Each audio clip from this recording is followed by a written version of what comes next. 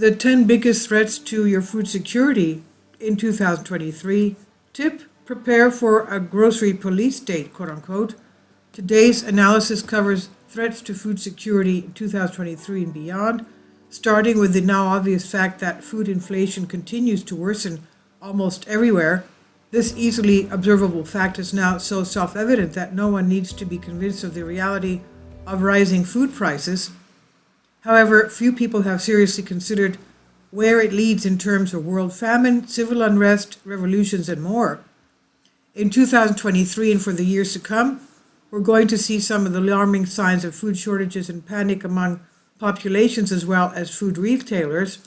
Armed guards at food retailers fending off sharp increases in organized retail theft and of meat products, especially access restrictions and biometric ID requirements on who is allowed to enter grocery stores and buy food, food stamp limits enforced by digital currency controls, which closely monitor your food purchases and cut you off when you reach the government imposed limit, food riots in many cities and countries as fear and hunger prevail, more food spoilage due to sabotage of food facilities and transport infrastructure.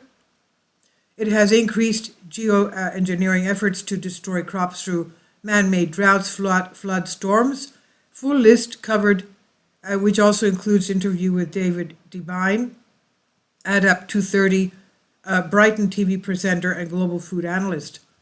In America, food will become more expensive and scarce, but the shelves will not be empty yet.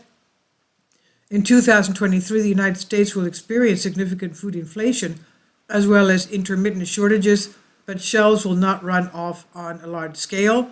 Europe, however, will see food shortages on a much worse scale, and consumers there should expect to see many bare shelves, reduced choice, reduced stock depth at retailers, and often retailer-imposed purchase limits.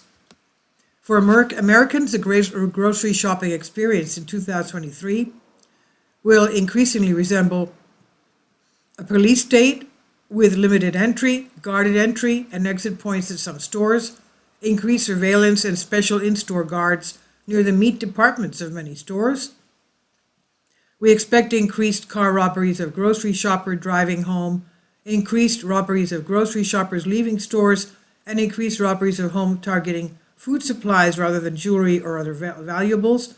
We also expect that consumers are purposefully shopping in bundles, that is, many people going together, realizing that there's safety in numbers.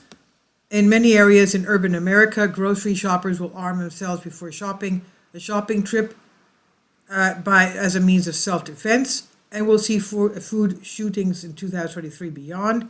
In addition, we expect more food theft at the wholesale level, with organized wholesale theft rings targeting meat plants, food distributors, and food producers. Think of it as a pallet theft involving forklifts and heavy trucks. Your experience will depend largely on where you live.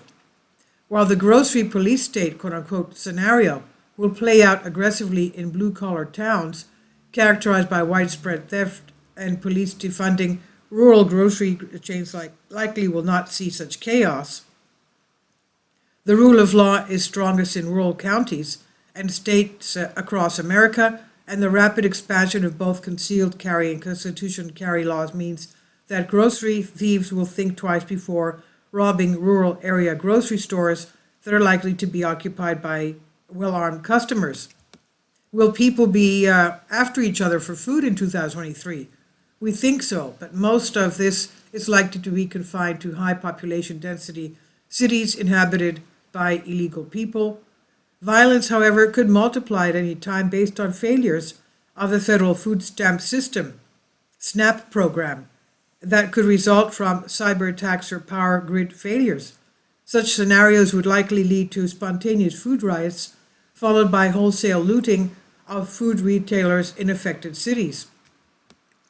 In response to this, we expect many food retailers to close operation in blue cities and will simply refuse to do business in such illegal environments. Pharmacies like CVS have already followed this pattern and closed stores in high-risk areas, all blue towns run by illegal politicians. This will further exacerbate the conundrum of urban food deserts, quote unquote, where food options are already limited and nutrition gaps. Government food inflation scam. While the White House claims that food inflation has peaked and may even be falling, they're saying that the rate of food inflation is no longer rising. However, prices continue to rise because inflation still remains in positive territory. Mathematically, they claim that the second derivative is setting the rate of change, but the first derivative, the rate of change, is still high. So food continues to rise in price, even though when the rate of inflation is rising or deflating is said to be falling. Deflation said to be falling. Very few understand this. The masses are so mathematically illiterate that the UK's Daily Mail reports how people are totally confused when they learn that 550 divided by 2 is not 225. For some reason, people think that 550 divided by 2 is 225 when it clearly is 275, but the mathematical literacy is so widespread that typical consumers can't even do basic fifth order division, much less understand the second derivative of food prices. The mathematically illiterate are very easy for governments to fool, and that's exactly what's happening right now. More Americans will grow their own food in 2023 and beyond. The silver lining in all of this is that more Americans will choose to grow some of their own food this year and for years to come. Home gardening will quickly go from hobby activity to money-saving necessity. When food inflation is bad enough, in other words, growing some food at home becomes profitable in terms of saving money. Easy-to-grow crops like okra and kale can easily add fresh produce to a household diet without requiring costly inputs outside of time. For this reason, we expect the 2023 spring gardening season to see record demand for gardening tools and home garden fertilizers, as well as seeds. We have two different sponsors that offer the non-GMO heirloom seed kits, HH Seeds and ARC Seed Kits. Now, the upside to all of this is that more Americans grow their own food, the healthier they will be. In addition, local food production helps achieve food decentralization while encouraging local food exchange and small retail businesses. Decentralized food systems are more resilient and adaptive, allowing them to respond more intelligently and quickly to large-scale events such as economic embargoes, droughts, or other growing conditions that cause widespread crop failures. Additionally, most local gardeners and smallholder farmers tend to use heirloom or non-GMO seeds, which encourage seed saving and local food sustainability without relying on toxic herbicides like glyphosate. The high price of corporate monoculture food, in other words, will likely unleash a total local food revolution that has huge benefits for humanity.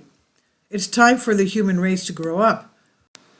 I've translated this for you from a Greek article. Please leave your comments and thank you for your support. Kindly support my Patreon account.